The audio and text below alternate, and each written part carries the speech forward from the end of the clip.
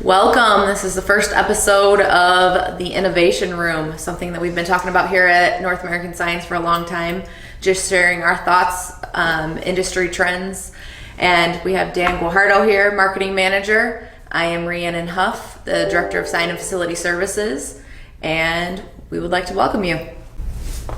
So Dan. Yes. These cups are pretty awesome. I appreciate them. Mm-hmm. It's good coffee too. Who's your favorite? You know, we talked about this before going on the show, and I don't know their names. Blanche. Blanche is the only name I knew. She wasn't my favorite though. Golden Girls. Yes. So how was your weekend, Dan? It's great. It was great. Did a lot of social distancing during the holiday. 4th of July. Yeah, I did not go partying at a lake. I stayed at home. I grilled out a bit. Had some fun, hung out, played some cards. Fireworks? Luckily I have two neighbors that launch fireworks all the time, and they do more than enough for us, so I don't have to pay any money for fireworks. Free fireworks, the best way to go. So you didn't blow anything up yourself? I did not, which was really nice. How about yourself? What did you do? Oh, we had some cookouts with family. Nice to be kind of getting back to at least being able to hang out with family again. Just enjoyed the sweltering heat. Yeah. Swam in our friend's pool. So, kind of just did a little cleaning, adult grown-up stuff that, since we had the extra time off we had to do. Holiday cleaning. Holiday cleaning. That, right? Yes. So what was your favorite food? Did you guys have anything special?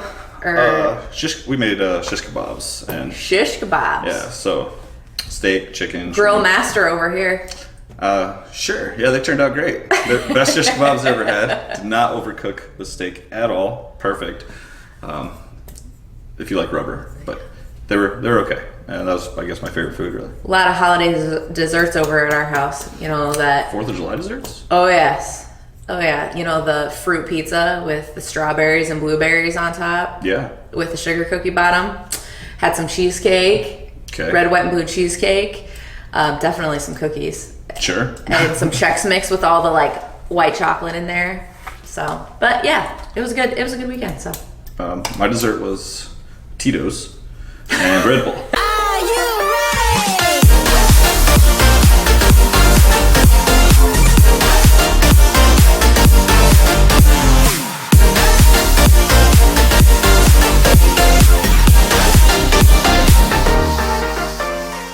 So what sticks out to you most in buying behavior now? What big change have you noticed?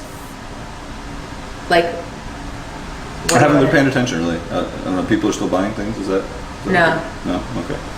No, obviously there are many things that stick out, but the biggest one is the forced change for the older generation that were strictly brick and mortar shoppers having to move to digital spaces, and the increase in digital shopping that we're seeing across all industries. So did you know anybody that was strictly brick and mortar that is now online shopping? Almost everyone in my family older than me was strictly brick and mortar. I agree. So, to show my mom how to get online and order something has been a feat. But it's definitely been something that she's had to do in the last couple months, with everything closed. So yeah, it's a big change, and it has gone on for a time period long enough that it has become common and has become a new habit. So it's not just we had to do this for this week, we took all this time to learn this, we're going to dump it. This has gone on for 4 months plus now? And we've discussed this before. Habits and how long it takes to create a habit, and how long it takes to break a habit even further. But we're to the point now that these habits are, especially for the older generations that weren't buying online, are now going to probably continue buying online. I read 3-4 times of doing something consistently. You get to that point where you're a little bit more comfortable with it, and I can say that even with the people that I know. Yeah. And how much more comfortable they are My mom's got, Amazon boxes showing up at her doorstep every day now. Yeah. I rubbed off on her a little bit, so. Well, you can tell somebody over and over how easy something is, or what are the benefits to doing this, why should I do this, but until they actually go ahead and do it themselves, they really don't understand that convenience, or they thought there was, like a barrier to entry, like I'm going to have to get all these passwords, and I'm going to have to make all these accounts, and I'm going to forget them, and then I'm not going to be able to get my things. Certain people are very worried about the aspect of, their information being stolen, because that's a very real thing. Right. Cybersecurity is, we've seen increases in that and stuff. So that was that hurdle that we just had to get people over. And I think, the pandemic and COVID-19 and all that has pushed the people past that so fast and so hard that this shift is huge and has now created a new habit that we will see moving into the future forever, and the way our consumers are purchasing our products or services. Something that was almost like scary has now became normal or easy. Yeah. And this pandemic and this COVID has forced them into that. Mm-hmm. So I think, and I do see, it's very important then to, for a lot of retailers to continue the ease of online, purchasing. Yeah. And, the easier it is, the better, for all across the board. But so the big question, where are the retailers at this? Not even just retailers. Where are all the industry leaders and professionals of their industry? How are they championing this change? Like what are they implementing within each organization? That's we recognize this. Now how do we not so much capitalize but adjust just to better serve our consumer base? Absolutely. And the increase in mobile shopping is probably one of the areas that we've seen. So with online is trending upward, how are people buying online? We have our three options: our tablets, our computers, and our phones. And studies have shown that phones jumping way higher than they were in the past.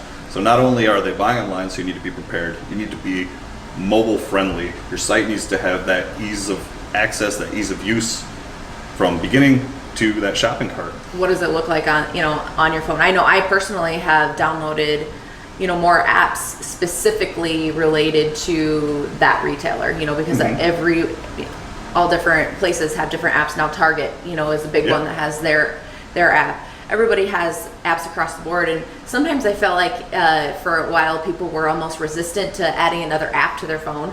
The clutter, how much do I have?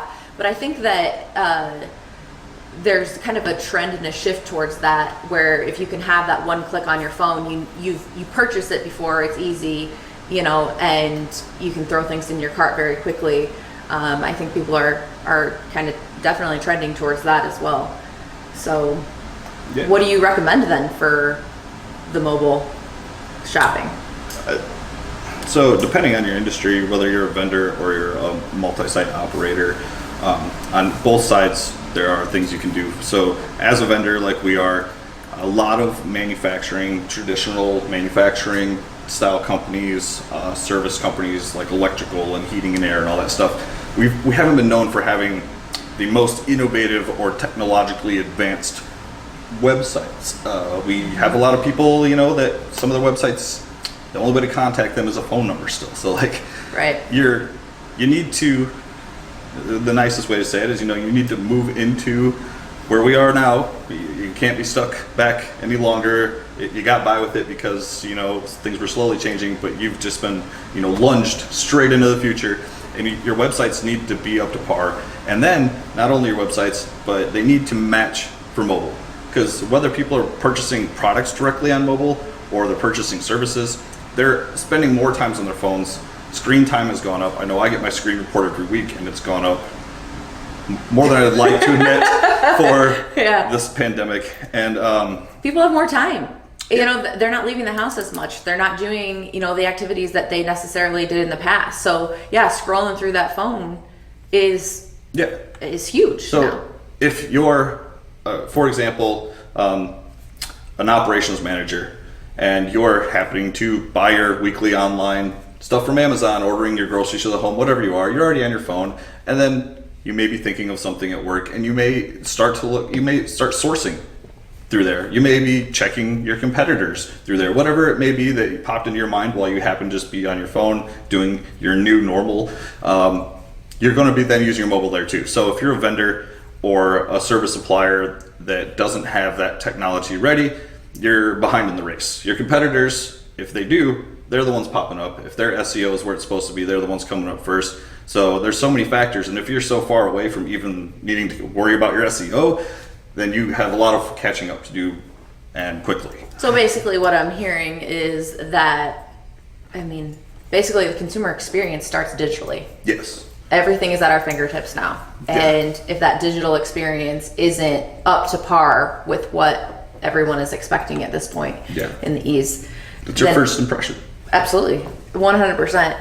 So one thing that I've also noticed, kind of in the change is some of the offerings that stores, retailers, that have strictly been only brick and mortar are bringing to the consumers online. One big thing that pops to my mind is the experience with, and everybody focusing on their physical health. Gyms, all the gyms have been closed down completely. So the big gyms, are they offering online classes where, people can still experience that physical activity in-house?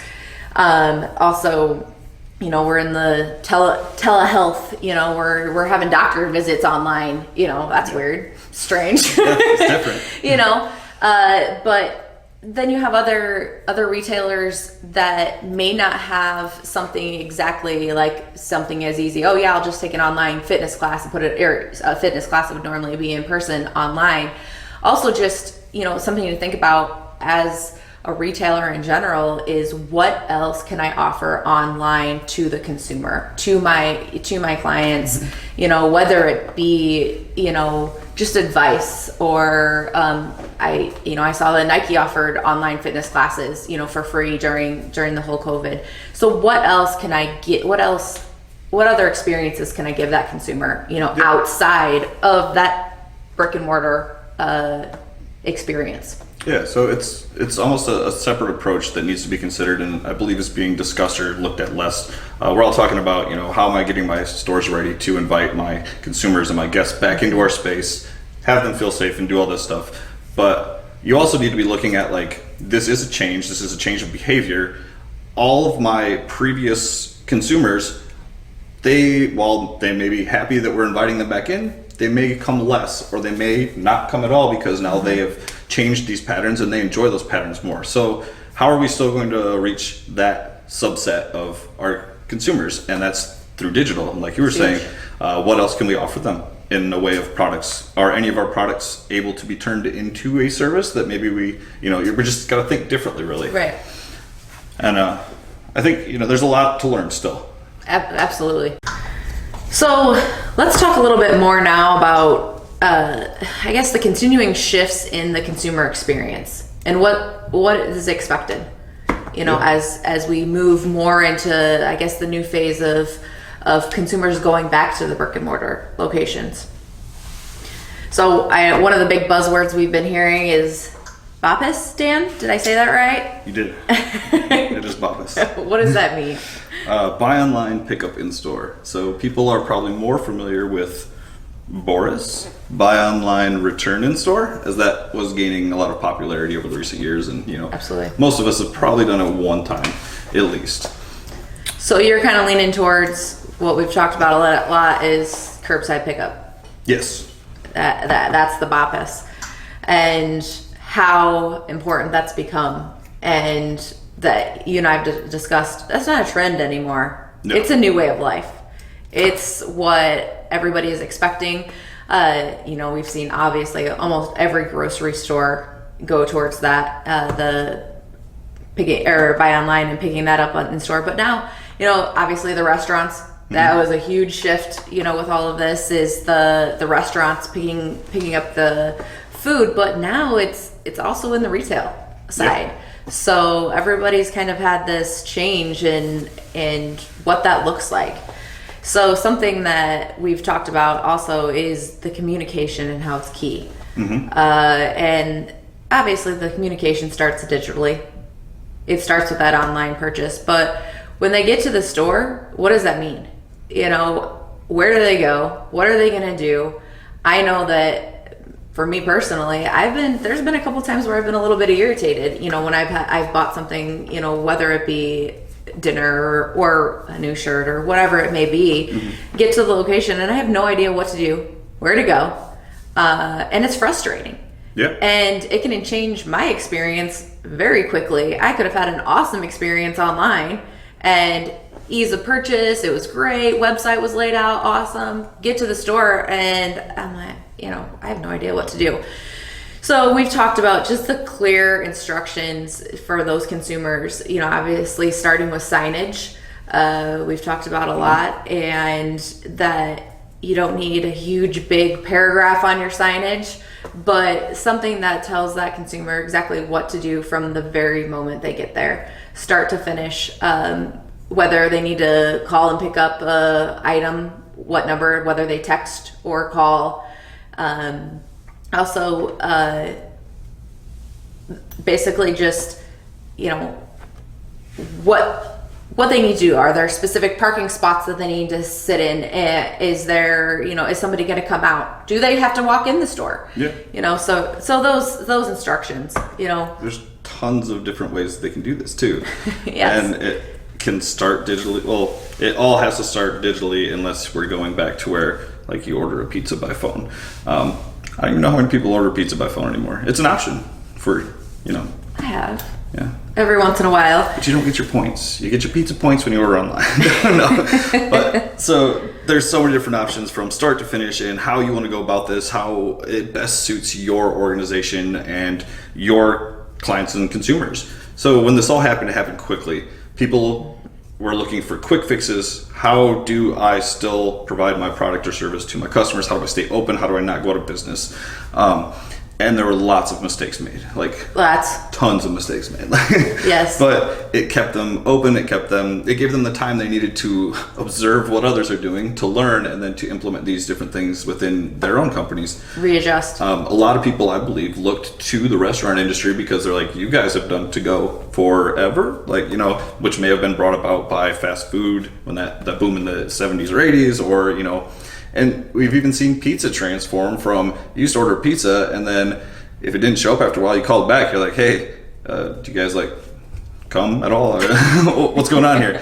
But now we have that step-by-step, like, I get a notification when my pizza's in the oven. I get a notification when my pizza's in the car. And then that they text tracking me, system. Yeah, they'll let me know, like, hey, I'm outside, but yes. Not even going to bother by knocking the door because you may be like watching a movie or something. So, you know, same with the Amazon. I'm 5 steps away. You Yeah. know, I know exactly when that package was delivered at my doorstep.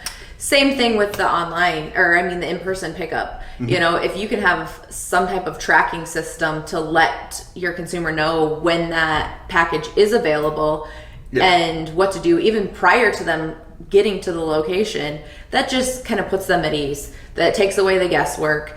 You know, it's that overall perception that consumer gets immediately. And perception is huge right now. And very simply, we all get a receipt digitally in an email when we order anything. So to have that simple set of instructions, or like, here's what's going to happen next right there, that sets them up to know what happens when they arrive at the store.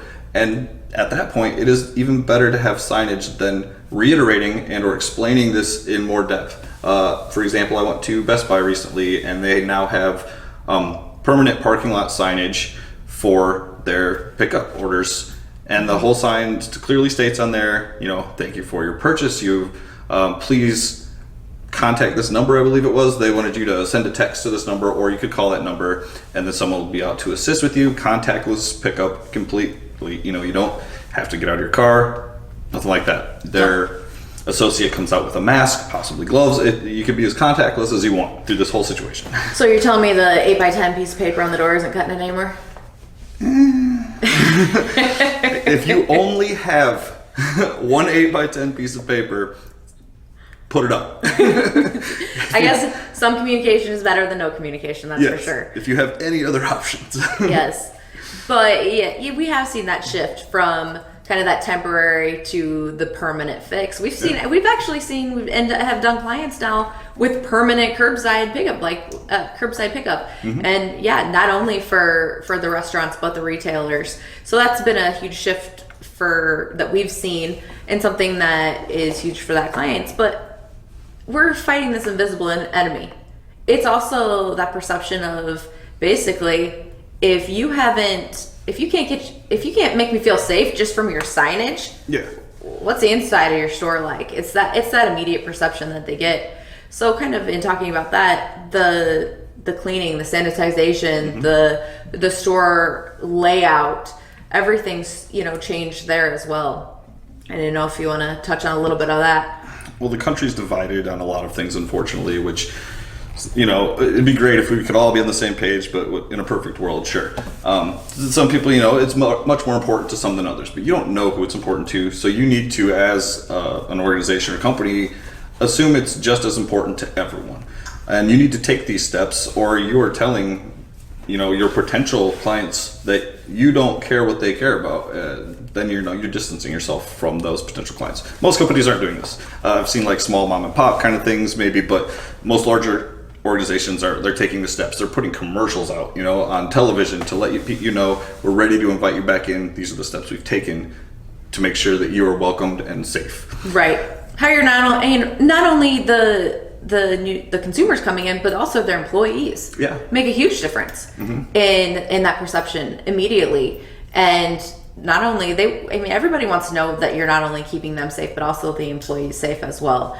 So, how's that, you touched a minute on the contactless purchase. Yeah. Are you looking for additional ways to limit that contact? Whether it be in different unique door handles we've seen, or again, the paying, how you're paying. I know that most companies are now asking for, no cash, looking towards mobile pay or cards. Mobile pay or cards, absolutely. So have you kind of geared yourself towards that in the future? So do you have the systems in place to, fully handle this if that's the way everything goes? People have talked in the past about the use for physical money in our economy in general. Do we still need to carry around dirty paper and random coins that who knows where they were? Or have we moved to a point to where now we can have just plastic and digital? Well, that's something that I think people are a little bit worried about too. We're considering the fraud aspect as well, and the safety, the digital safety of cards and the mobile pay. Is it safe? So how are we communicating that with the consumer as well, that we are on board with doing everything that we possibly can do, cybersecurity wise as well. So the end of this is basically, we are in the digital world. Reviews are everywhere. Yeah. Like we just talked earlier, that I'm always going to go online and see what everybody else says. Yep. And unfortunately now that these quick experiences, if they don't have that, they don't feel safe, they don't feel secure, it's not easy, it's going to be online immediately when they're done. Yeah. So, and to go back to the stages of the consumer buying behavior, this is the purchasing stage, which I feel a lot of people, they don't put enough, whether it be your marketing department or your associates that are actually handling the purchase, like a cashier or some sort of cashier list system that's implemented. You need to focus a lot on this, because this is, like you're saying, these are your Yelp reviews. Once they've made this purchase, their decision now is to decide, am I happy with this purchase that I've made, or am I upset? Do I have any buyer's remorse? And if I do, what's it from? Is it from the physical product? Is it from the experience I had? Is it from the lack of communication through my, buy online, pick up in store? And they're going to go vocalize whatever their complaint is, which we all know people vocalize a complaint 80% more than they vocalize a compliment.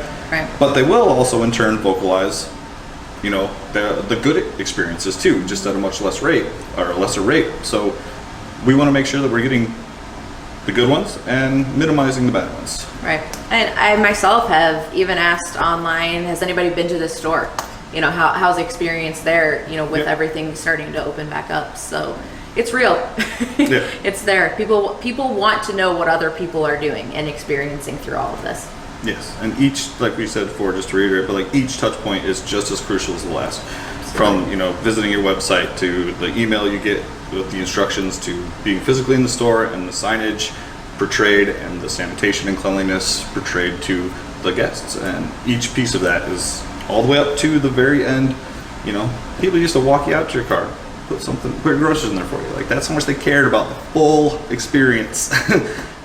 And we got to go back to that. Absolutely. So, what does this all mean for the future? I think that's what everybody wants to know. Like, what are the future trends? How is this going to drastically change what everybody's doing and moving forward? So, Flying cars. that would be awesome, We've right? been waiting a long It's time. It's coming. It's coming. It's coming. You know, I don't know how many, you know, our people are a little leery still about airports. You know, flying cars might be, you know, the It's a new... good segue from cars to airports. Forget the plane. I'm just gonna have my own flying car. Yeah. So, you know, for the flying cars, do you think it's gonna happen like where I can get in and I can just go straight across the country, or is it gonna be like I'm only gonna be allowed to go like a half hour away I'd hope across the country. across the country? And you don't have to be awake. This So is it's gonna completely drive itself then. yeah. I could care less about the flying car. I'm looking for a way to make nap time happen as an adult, and I feel like this is our chance. You know. So I mean, we're full on like talking about the Jetsons here. Yeah, to technology. Yeah. Yes. Where we're going.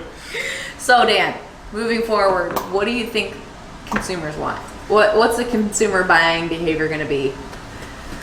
That's the big question. You know, you got your crystal ball. You know, the more near future, before flying cars Before happen, flying cars. what are they going to be doing in between? Sure, yeah, Yes. that's an important question. And I wish I had an answer. No. I wish you had the perfect answer. You'd be a very rich man I would. if you knew exactly what everybody was going to do. Yeah, because I would be telling them just like this. I'd be like, hey, this is what's going to happen. And if they believe me, they're lucky. If they didn't believe me, then sorry, bud. But, Exactly.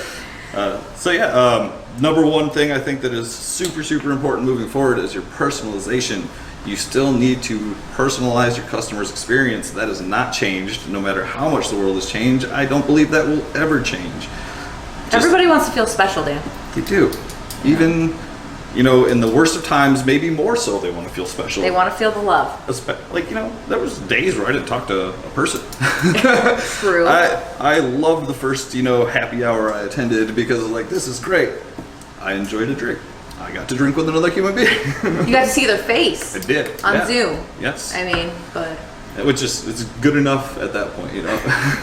So what do you mean by personalization? Like, what do you think is the most important?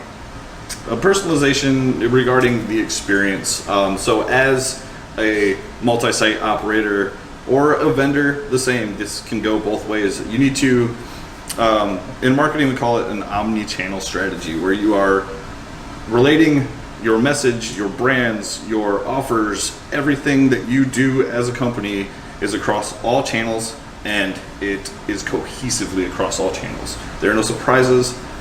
What this allows is for, especially B2C providers, you can now retarget some of your potential customers. Data from the consumer data platform shows 50% of purchases are based off of something previously purchased. I know we've all received an email from Amazon asking us if we would like to reorder something we have previously ordered. Like, Gosh dang it. there's no way I used that many paper towels in 2 days, but thank you, Amazon. They get me every time. Yeah, I buy in bulk. Yeah, a lot of paper towels right now. But they can, you know, it's that reminder. Oh yeah, I do need that. Thank you. Yeah, It is nice. It could be a dental hygiene reminder too. Like, why is my toothpaste not gone? Amazon clearly thinks I'm not brushing my teeth enough. They're offering more toothpaste. They so care. It helps in all aspects of our lives. And also, you know, when we order something, you know, those pop-ups that we get sometimes of letting us know, hey, this goes with it, or other people have bought this. Yeah. Or if I'm buying a new shirt, something, you know, they don't have my size, hey, what about this? This is very similar to something that you were looking at. It's that personal feeling of, hey, you know, they kind of know what I want. They know what they know what I need. People look at it two ways. You know, we created an account for these reasons. They obviously want to sell us more things. That's not going to change. People make things, they want to sell them to people. It's not a secret. We like it when they want to sell us things that we want.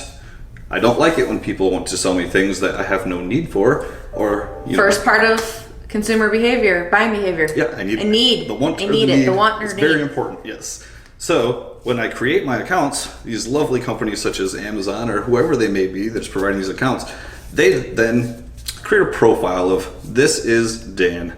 Dan likes this. We know Dan, so we're going to send him these things. And I enjoy that because most of the time Amazon and I get along. I'm like, yeah, you're right. I do like that. I think I'm going to buy that, and I'll buy it again later. So please remind me when I'm out of it. Yeah. I may not notice. Life is busy.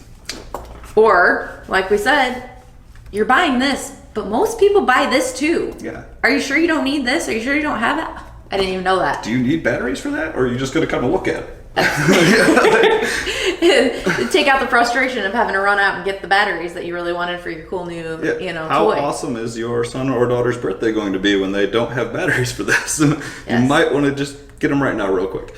So definitely thinking about how you can personalize that consumer experience from the very start to finish, of that entire experience they have.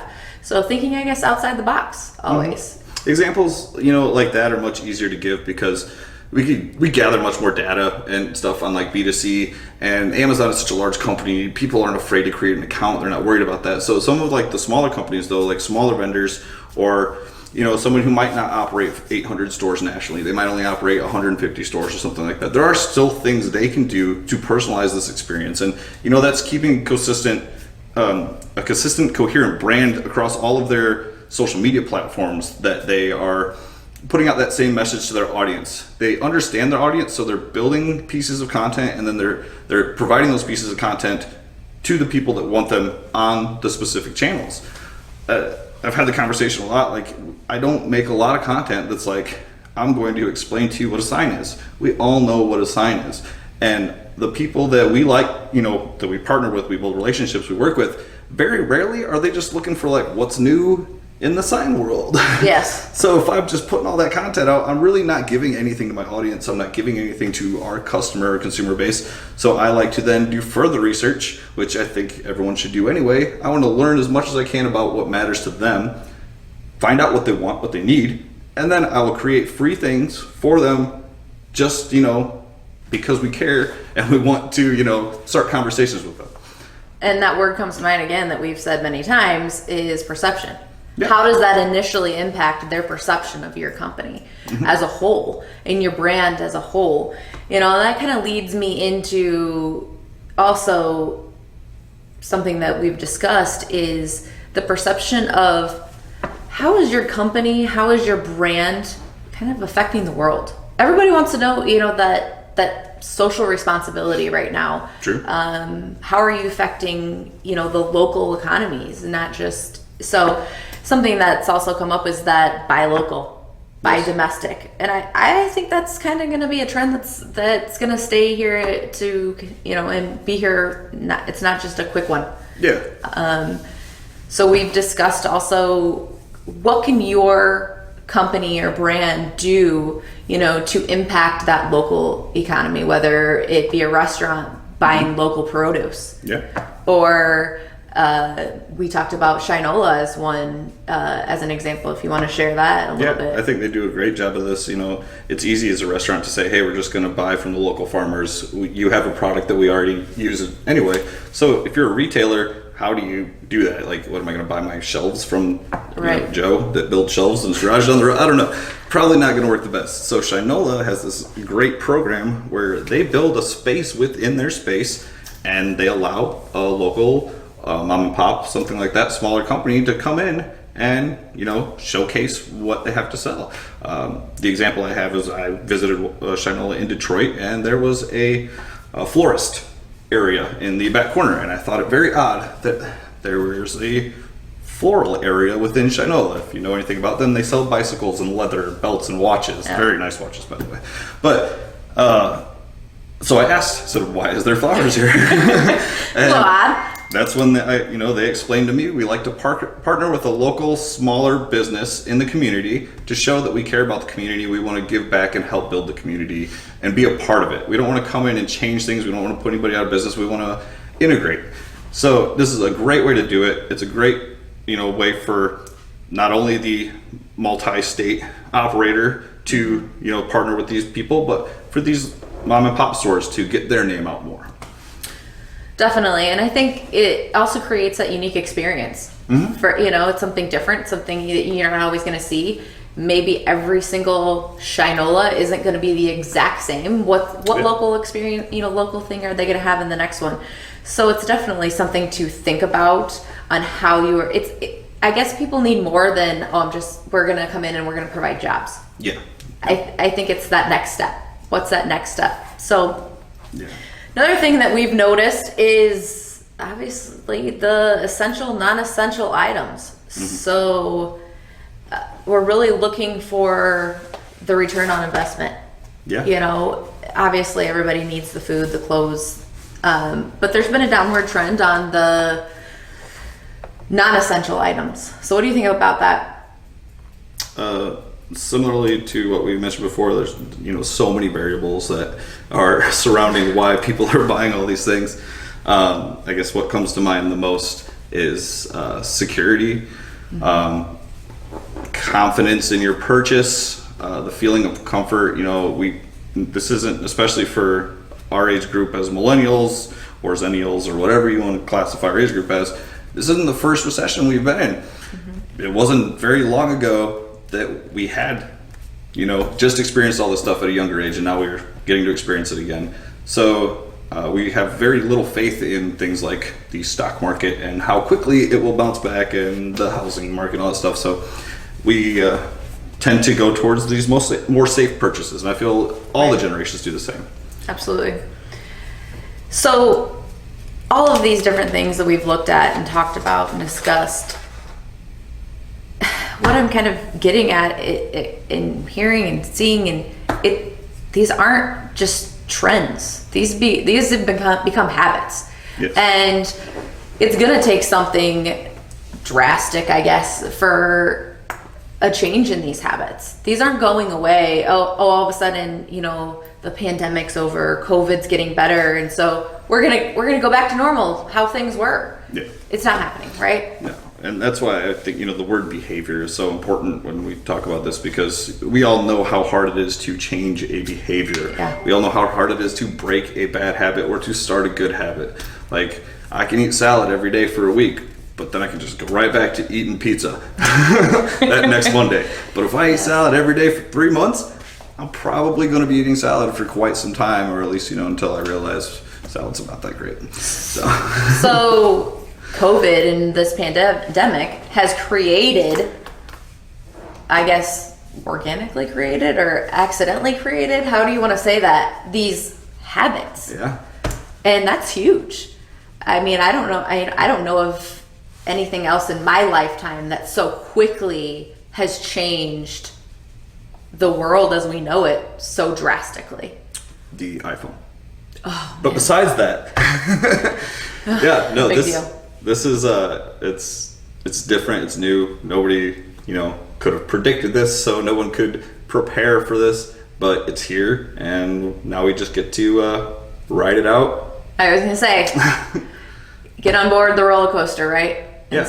And I'm excited to see what is gonna change next. Information is a commodity that is in high demand. Yes. In all areas and all different aspects.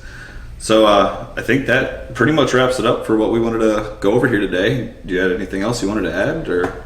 I think that's it. Yeah, just it's not a trend. These are new habits. These are new behavioral patterns, and thank you for listening or watching, depending on. First one, man. Yeah, episode 1. Under our belt. Make an episode 2. No, we won't. Hope you enjoyed the show. If you did, please let us know in any way, or if there's certain things you'd like to discuss. If you want to reach out to us directly, feel free to. We will have that information linked below. And it's been fun. I can't wait till next time. Absolutely. All right. Thank you.